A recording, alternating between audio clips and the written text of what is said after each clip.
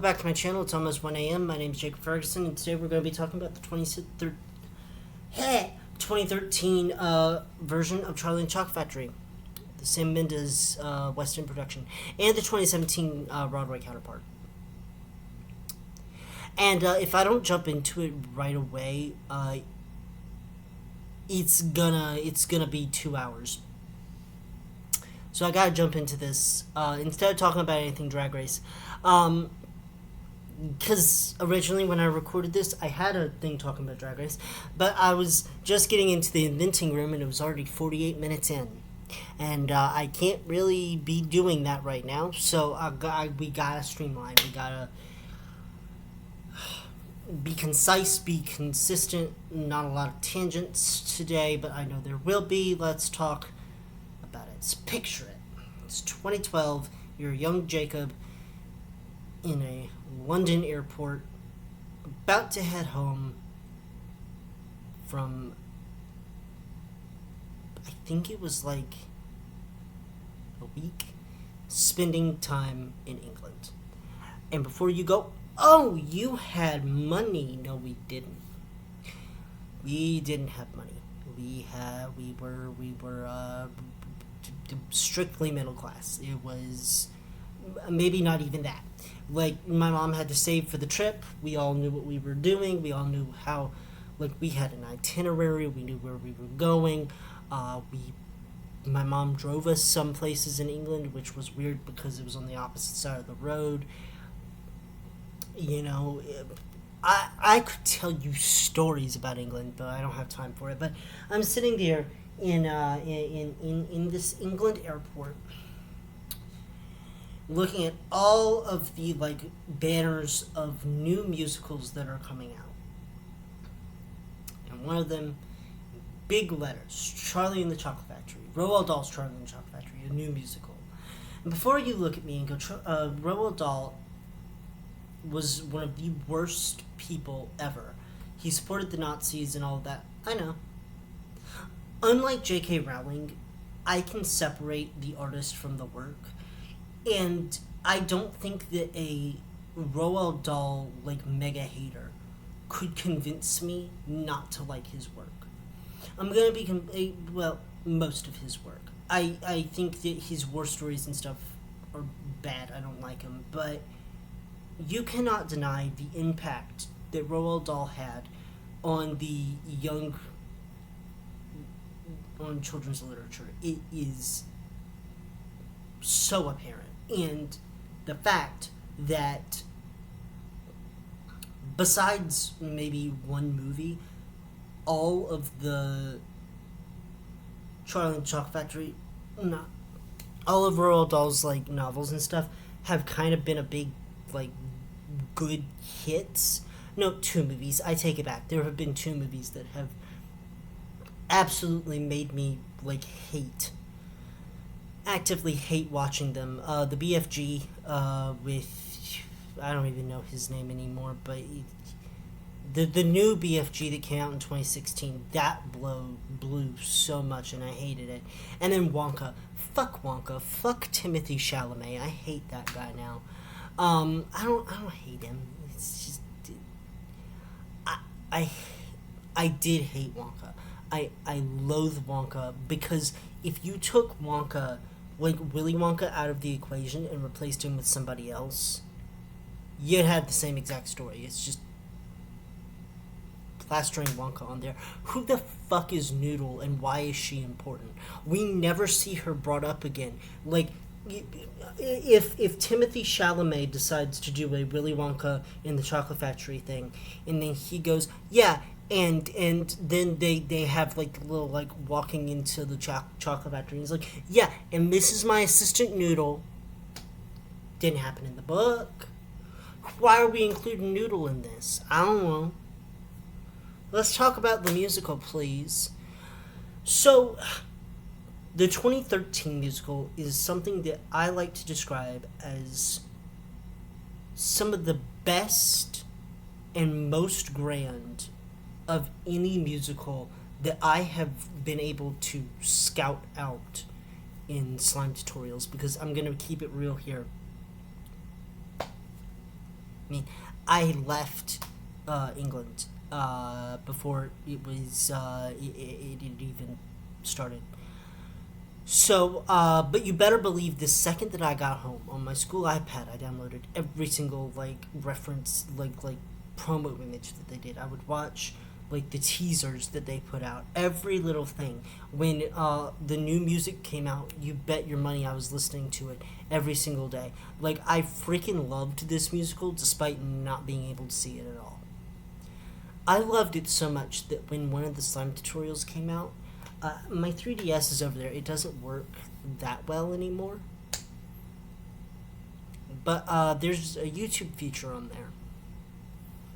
And being that I was always like, either my iPad was dead, wouldn't charge, or like I needed it for schoolwork, or I was grounded for something that I definitely did or lied about, I would watch the full show, on my 3DS.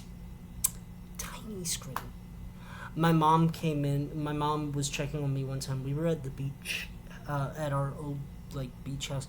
Before you say she had money again, family beach house, our family owned it. And my mom's like, "What you doing in there?" I was sitting there watching the full musical, and I'm like, "Nothing." My hermit crabs were like playing in the background, because we had hermit crabs. One of my hermit crabs did live for like 2 years, CG Chairgrove. But I had a hermit crab named Camden, which that's fabulous. I just realized how far away that was. That was back in 2022. Was the last time we had hermit crabs. It's been 3 years since we had hermit crabs. That's crazy. But yeah, Lady Camden was one of my hermit crabs.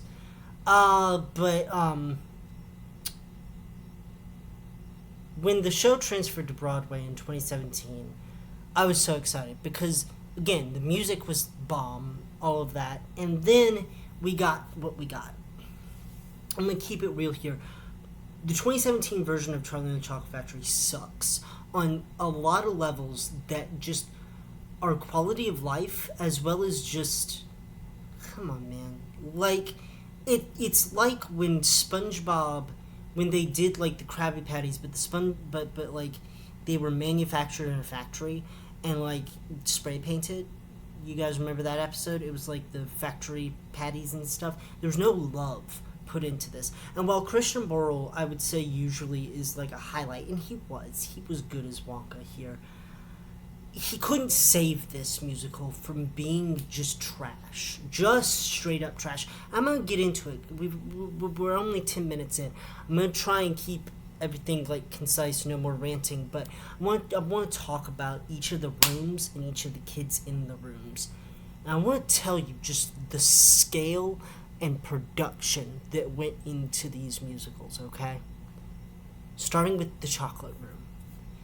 The Chocolate Room in the 2013 musical is gorgeous.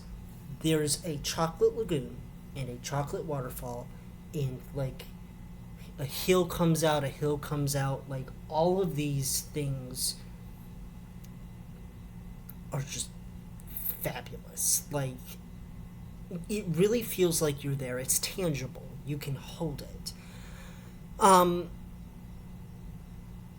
Augustus is hailed as the Bavarian beefcake. He is from Germany, Dusseldorf, Germany, and he is a yodeler and just all around just a gross, just real gross person.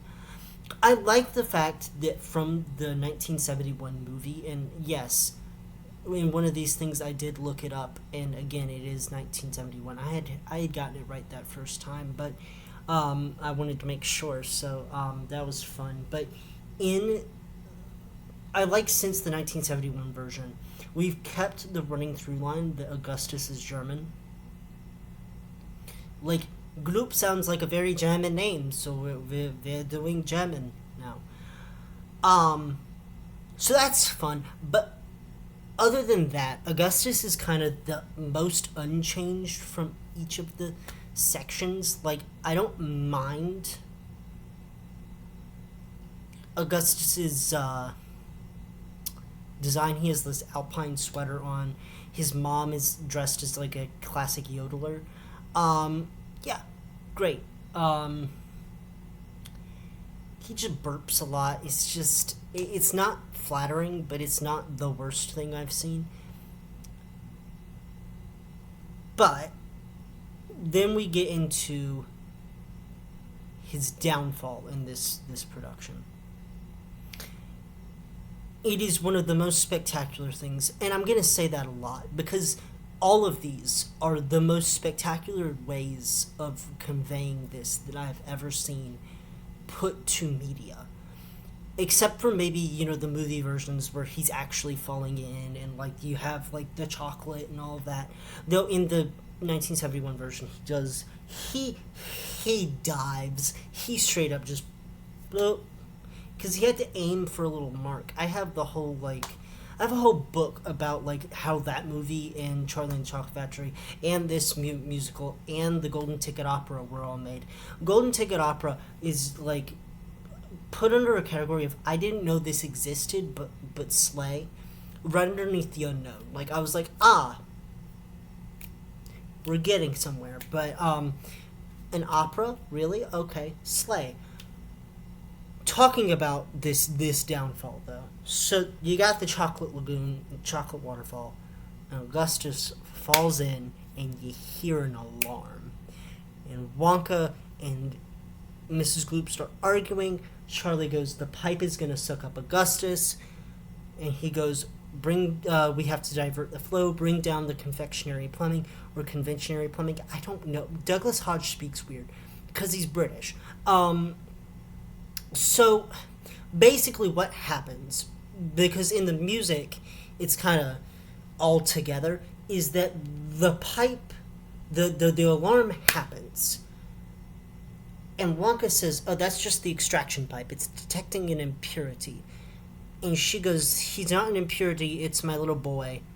And then all of a sudden, this glass pipe shoots down from the ceiling, from the actual fucking ceiling, into the Chocolate Lagoon. And a puppet version of Augustus shoots up the pipe. Straight up the pipe.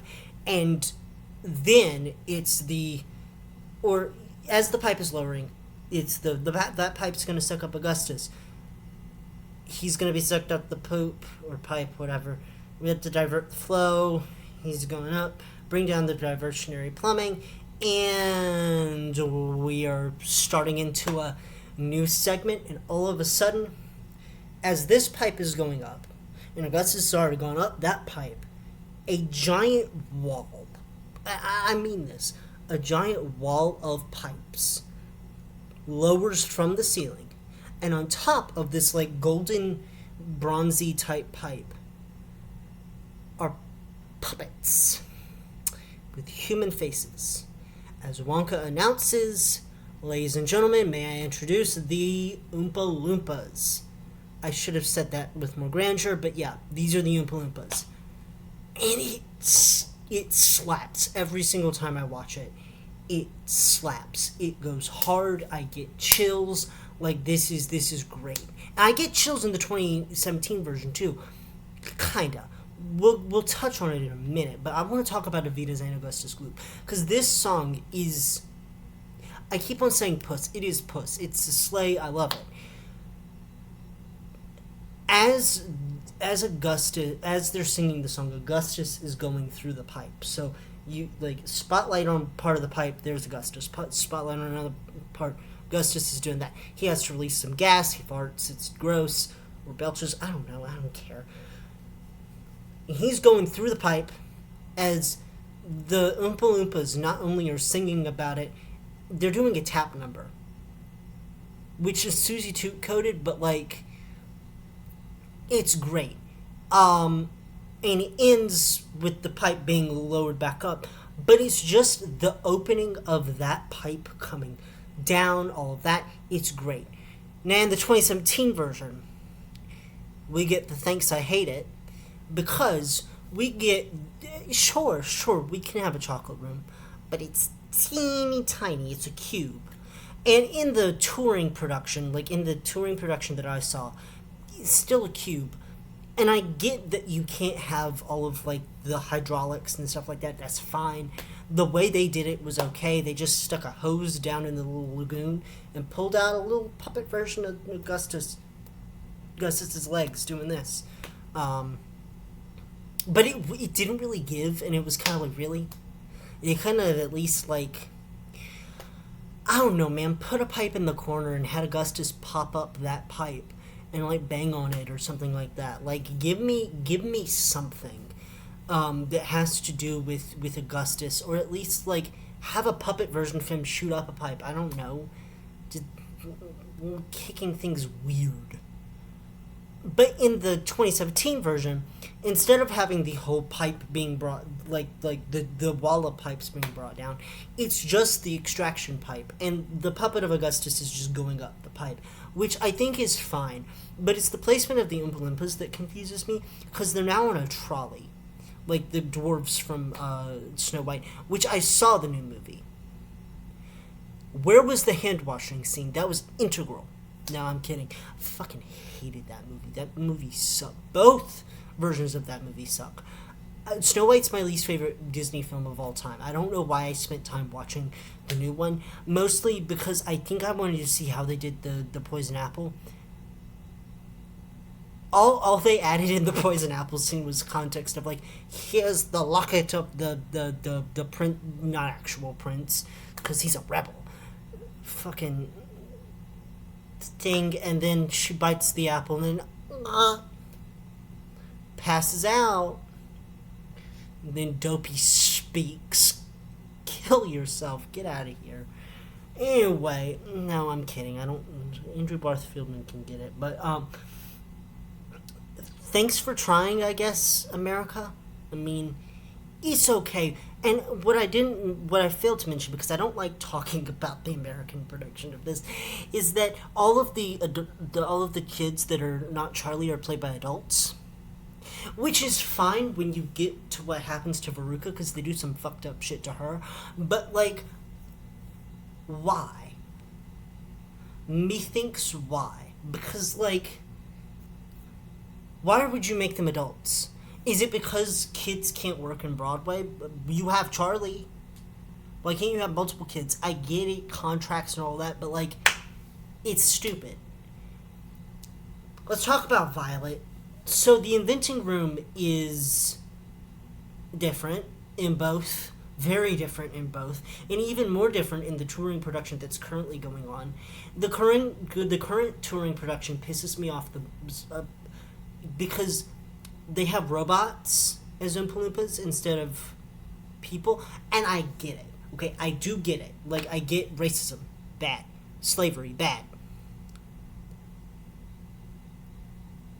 But I don't like the robots. I feel like there's another way to work around it to where they're not slaves. And I can't tell you what that is. But watching the touring production currently just doesn't fill me with joy as watching every other production. And trust me, the other production over here doesn't give me much joy either. But let's talk about the 2013 version, because it's the best. So Violet is played by a black actress. Her father is also played by a black actor. And I think I love the dynamic between Violet and the mom. But Violet and her dad is a whole different dynamic, and I love it. They're fame-hungry Californians who are influencers, TikTok, TikTok wasn't even invented in 2013, but it was more like a Kim Kardashian or a, like Nicki Minaj type situation, or Black Diva in pop music, it was very much a love letter to like Rihanna, not a love letter, because Violet's horrible, like she's not a very good person, but I think that her issue lies at least with it all kind of lies in the parents, because the parents don't tell their children no, or they put unrealistic expectations on their children. So like with Violet, she has a dadager, or a momager in the touring production over here, the current England touring production, where they said white both people please, and change that man to a woman. We don't need her dad. Anyway, so we get to the inventing room, and Wonka introduces gastromolecular unicellulose mouth mulch, otherwise known as gum. And Violet decides that she's going to chew the gum. So she does. She pops it into her mouth. And instead of a three-course meal, it is an entire Sunday dinner from 1971.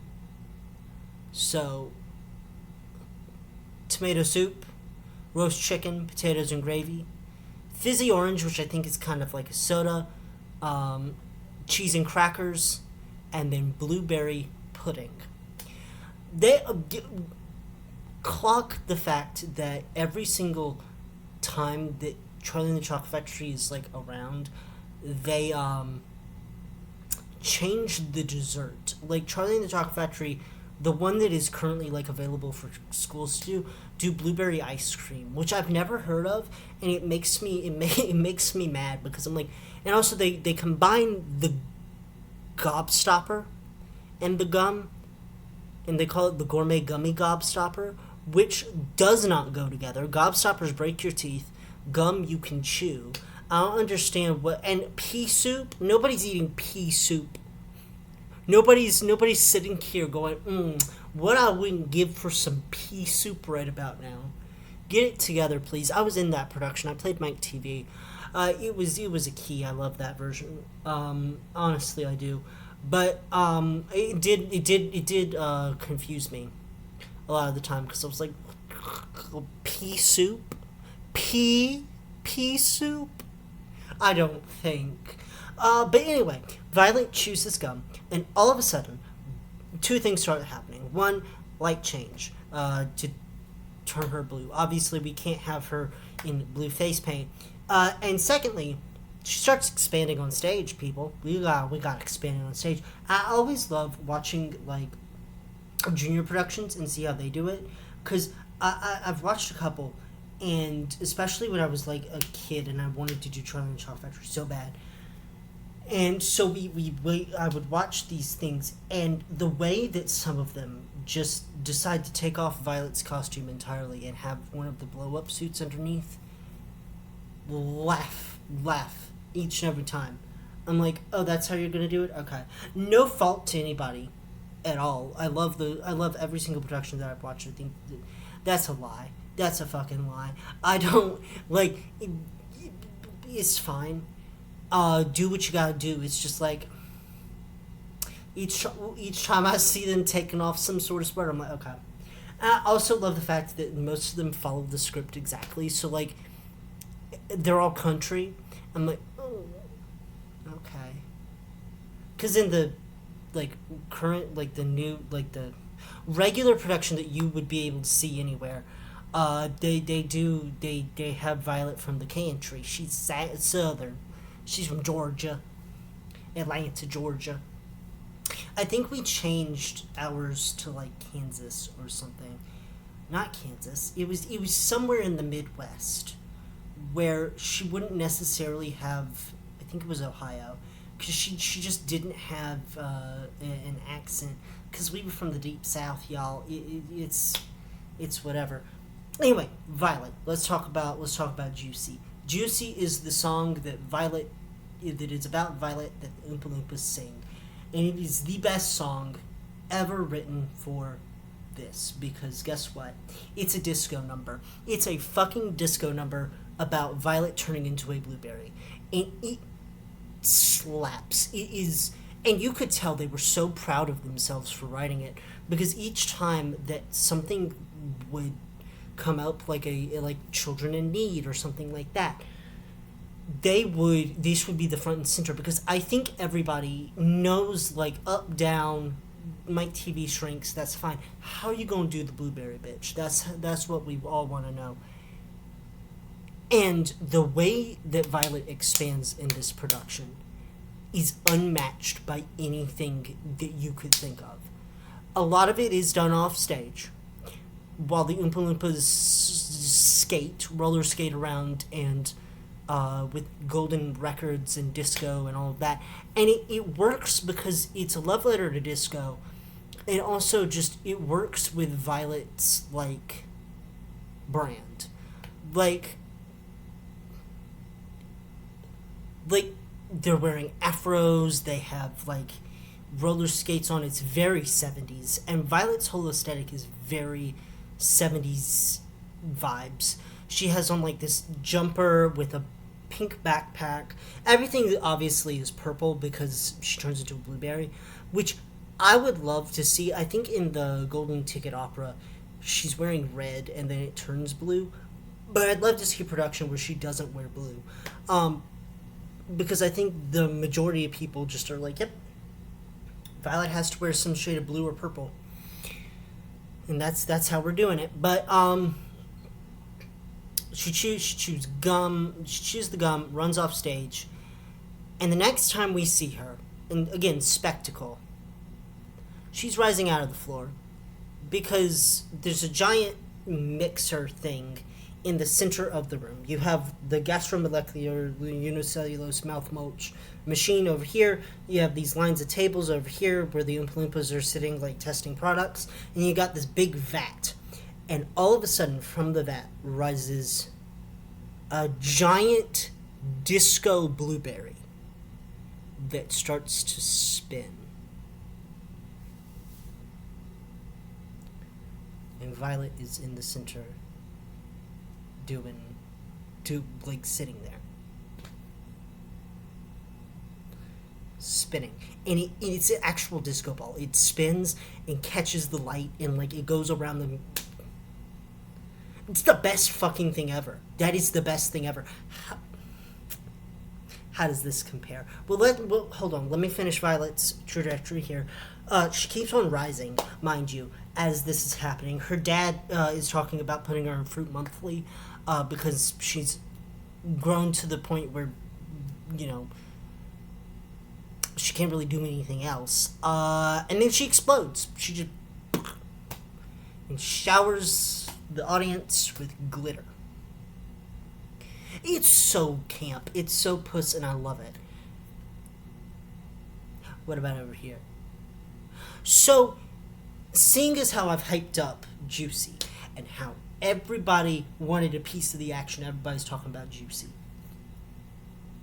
And they were so proud of themselves. 2017 said, nah. Take the song, burn it. We're not doing it. And I get it. It's all about scale. It's all about production. It's all about all this. It's probably expensive to do the giant disco ball thing. But cutting the best song, why? Why? Why would you do this? Instead, we get When Willie Met Oompa, and I want to stick my head in an oven. This song is so bad. It is so bad. Have I listened to it multiple times? Yes. But it is bad. It is very bad.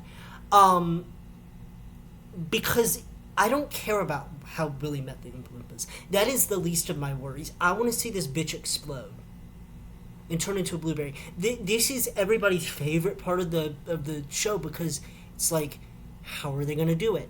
And it's just disappointing. And then they bring on, like, this body double blueberry thing that just, it doesn't look good. It looks cheap. It looks bad. And also, in the other production, like the touring production that they're doing in England currently, they changed the song again. Because since Robot, we can't have When Willie Met Oompa because that doesn't make sense because they're Robot. So, you got what you want what you got. Which has the same exact melody as Juicy, but it's not Juicy. I don't understand why they couldn't do Juicy. I get not the disco ball thing, but why couldn't they do it? Why couldn't they do it? They could have. They could have here too, just not have the giant disco ball. I would have been fine with a mediocre expansion if it was just the song, but instead, we get fucking When Willie Met Oompa. I don't care about I Oompa Loompa wanna now. I don't care about it. It makes me mad. It makes me so mad, and I'm smiling because I'm smiling through the pain. They had a golden opportunity, and they squandered it because they were too busy being cheap to do anything about it. And it infuriates me. Let's talk about the Nut Room. Everybody knows the Nut Room. So something happened in 2016 rather, that makes this all the more confusing.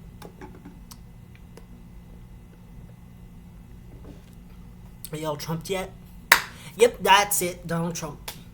So Donald Trump came into office end of 2016 into 2017. So when they were workshopping the Broadway version of this, they said, "What if Donald Trump and Vladimir Putin?"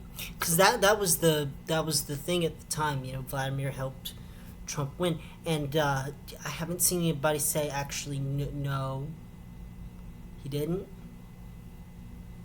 So that's the thing that I'm sticking with, that he did. And we know he definitely did. If I know one thing about my country is that we love to just be god-awful. But they decided, what if we make Mike TV Donald Trump and Veruca Vladimir Putin? So in the 2013 musical, Veruca is a little girl who likes ballet, who is British. Just like she has been in every single other adaptation thus far, yes? Except for the ballet part, but that's fine. So we get to the Nut Room. It is yellow, and there are squirrels everywhere. There's a giant hole in the center of it, which is a garbage disposal, and the squirrels are little puppets that go, and then they have little nut conveyor belts. You have a giant thing and stairs leading down to it. Veruca asks her father for a squirrel. Father says no. Veruca goes, "I bet I'm gonna go get one anyway." Wonka says no. Father says, "Please name a price," and Wonka says no. And so Veruca goes into the thing, grabs a squirrel, goes, "I'll choose you." Bink, bink, bink. Bad nut. As the alarm sounds, Oompa Loompas straddling squirrels like this is the fucking elves in Hobbit in the Battle of Five Armies on those like thing, I don't know, Lord of the Rings. There's a little on a horse. Show up. They're just Oompa Loompas on squirrels now. And they're dressed as Royal Buckingham Guards. And Veruca starts her ballet number. This is Veruca's Nutcracker Suite. Veruca is fucking having to do ballet. They end up throwing her down the garbage chute once, and then she gets out to continue dancing, while her father proceeds to, like, open it and go down into it. And both of them end up falling down the garbage chute at the exact same time together at the end of the song. Down they went, bang, bang, down they go. In the new, like, traveling production, it's kind of the same, though the squirrels are in, like, Wookiee houses from Star Wars. Like, they're in, like, these little, like, bird cage things. And there's a chute that leads to a laundry basket that Veruca falls down into. I hate it here, I really do, because, like, what the fuck? Why couldn't you just have a hole in the ground? Veruca like has to re-climb up the ladder because they put it too high off the ground. So I don't understand why she's going back up there unless it's just to get the squirrel. Which okay, whatever, bitch. Like you saw that the squirrel is dangerous. Why don't you just go back to the group? But no, no, no. Down she goes again. Um, and it's all fine. It's all like virtually unchanged music each time. Both of these, it's just virtually unchanged. However, in the 2017 version, so they made her Russian, and I think it works better with the ballet type situation because it is theoretically, a Russian wrote the ballet, so the like Nutcracker. So obviously, yeah, I think it might not even be. I don't care. Bill me. I don't care. It's 1:09 a.m. Anyway, Veruca is played by an adult woman, and this is important. Instead of going no, Wonka says niet, which is the Russian word for no, which is sickening. And so she goes. They're outside of the nut room when she's like requesting a squirrel. We don't see the nut room yet. He says niet, and she goes, I bet. Goes in anyway. And she walks in, and all of a sudden there are human-sized squirrels with color-changing eyes standing there. There's a conveyor belt and a lot of open space for a room in a factory. And it's because they're gonna do ballet there, y'all. We gotta have ballet movements. She gets kind of up close and personal with these squirrels. It's kind of erotic, and I don't like it. Also, in the touring production, they're kids again, which is fabulous. Love that. Glad that we can have like actual kids play kid roles, but they end up like they don't start with the bad nut. They don't start with her being in peril. They start kind of slow with the Veruca Salt, the debutante, all of that. And it's kind of like, okay, that's fine, I guess. However, what this production does, which I actually kind of like, but I also am like, no, is they change the way that Veruca goes. Because, there's no garbage chute, so how is she supposed to... Then the final lines hit. Her ballet career is looking grim as they tear her apart from limb to limb. Yeah, so Veruca runs off stage and they get a little ragdoll version of her. Proceed to tear her limbs off casually, They bisect her like she is torn into a millions of tiny little pieces. Because the squirrels just want to. And no garbage chute either. Just they run off. So we have a girl explode. Because Violet explodes in every single aspect. Augustus is just mildly burned. Mike is going to be fine. He's in the taffy puller. Veruca Salt, we don't like her. Why don't we just tear her fucking legs off? Why don't we do that and it be completely fine? We're not about spectacle here at Broadway. We're not about like good sets and good set design. But we can easily just tear a child apart. And this is why her being an adult helps. Because if it was a child, mama, that'd be a lawsuit right there. They'd be like, we are kind of fucking confused as to why she's being torn apart limb from limb. But pop off, I guess. So yeah, that happens.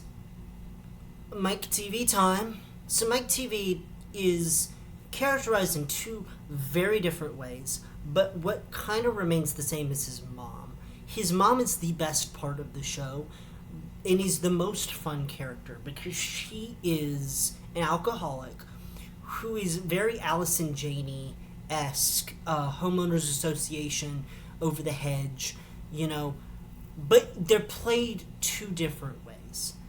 let me explain. So in the 2013 Sam Mendes production, you got Mike TV as a very troubled kid. Like, this kid would probably uh, become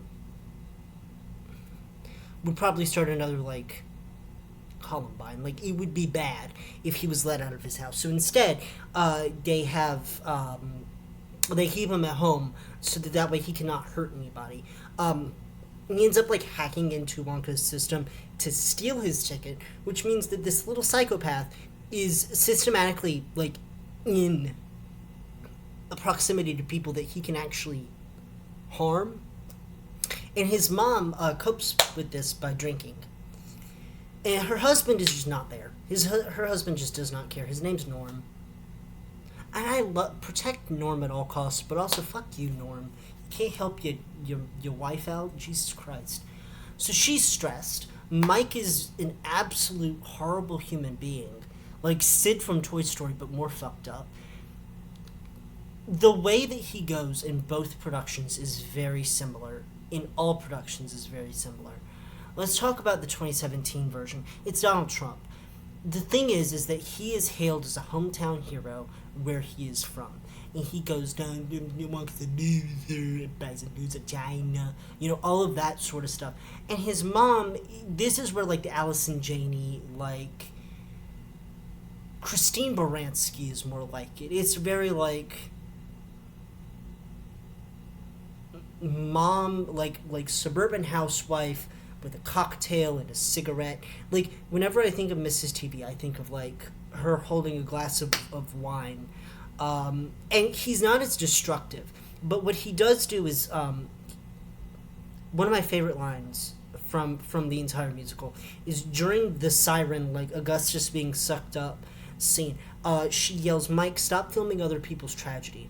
And that's kind of camp. I love that about them. But, like, protect Miss TV at all cost. They sing What Could Possibly Go Wrong in this version, in It's TV Time in the other version. And they're both wildly different, and I like It's TV Time a lot better than Made in the Bosom of America. Because, like, the thing is that Violet was already American, so why are we saying that he's the American one? I mean, Violet was also American. But that's kind of social commentary in T, actually, because, like, Donald Trump is trying to race war, all of that, like, he wouldn't consider Violet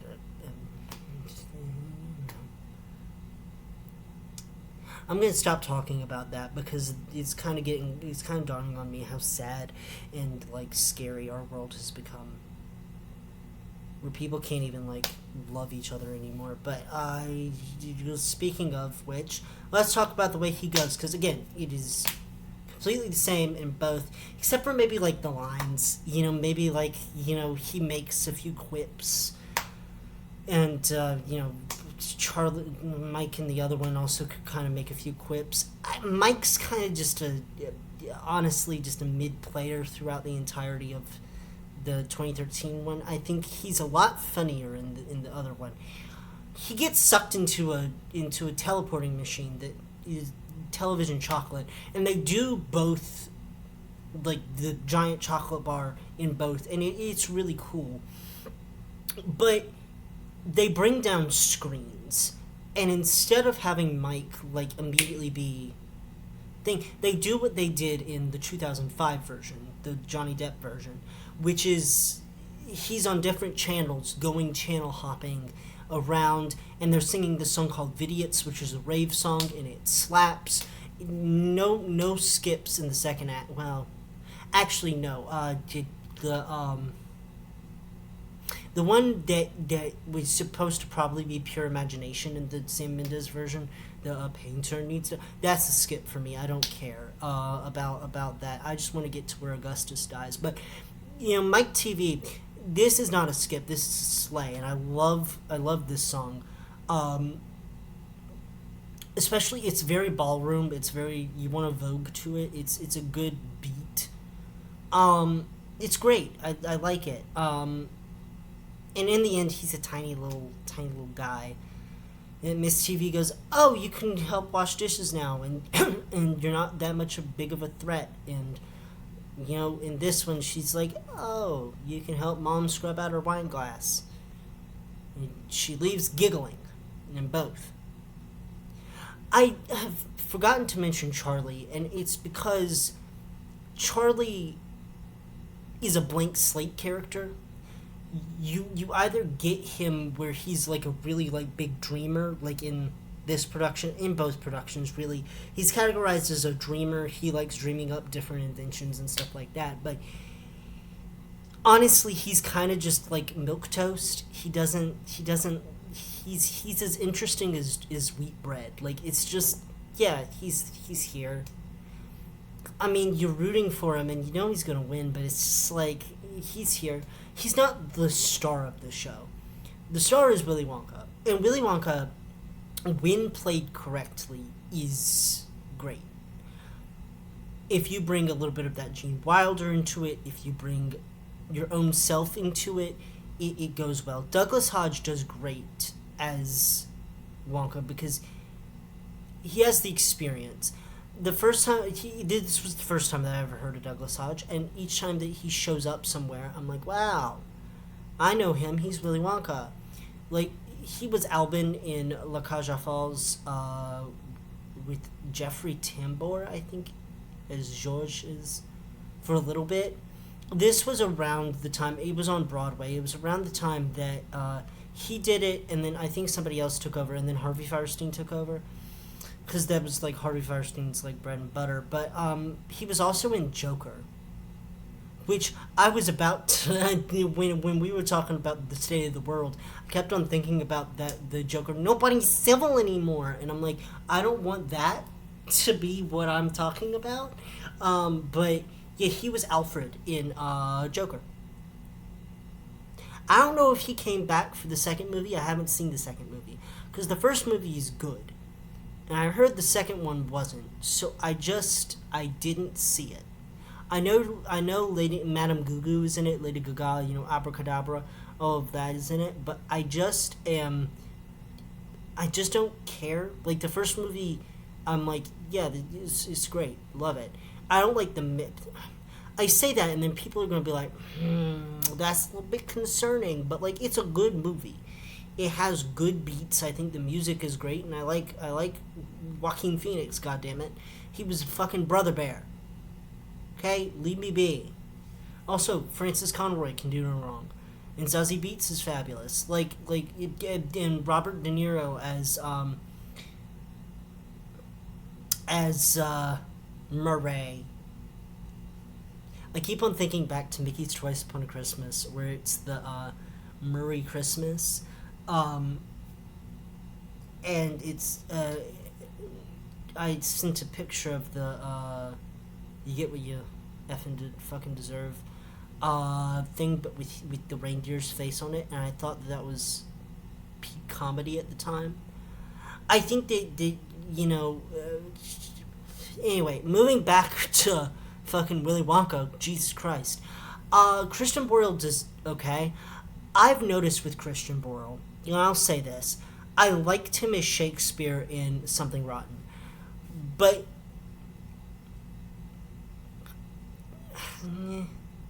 he's okay. He's great, and I know him from this. I know him from Willy Wonka, but I'm like, I don't know. He's okay. He's good. He's good. Would he's okay, but I think that Douglas Hodge does a better job.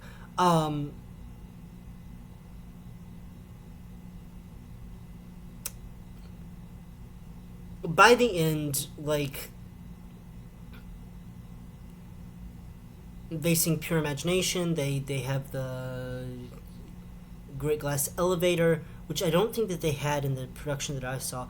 I honestly forget. It was back in like 2019, 2020 almost, when I went to go see it, when it was touring, because I begged my dad to go and forced my stepmom to go along with me too, which I believe she had fun. I'm hoping she did, because I dragged her to see that because I wanted her to be there for it.